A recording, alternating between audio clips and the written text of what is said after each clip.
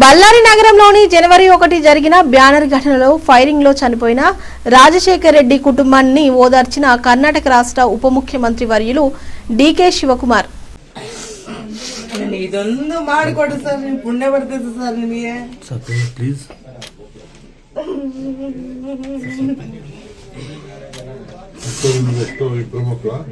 Sir ನನಗೆ ಇಬ್ರು ಗಂಡು ಮಕ್ಕಳು ಇಬ್ರು ಹೆಣ್ಮಕ್ಳು ಸರ್.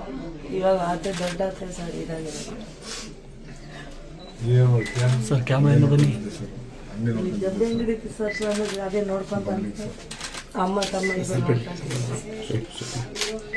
ಇವರು ಒಂದು ಕಾರ್ಪೊರೇಷನ್ ಕೆಲಸ ಕೊಡ್ತಾರೆ ಸರ್. ಓಕೆ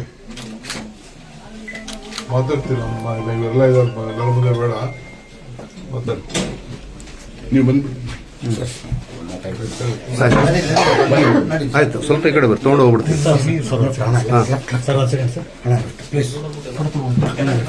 ಒಂದು ನಿಮಿಷ ಗಣೇಶ್ ಸರ್ ಒಂದು ನಿಮಿಷ ಈ ಕಡೆ ಒಂದು ನಿಮಿಷ.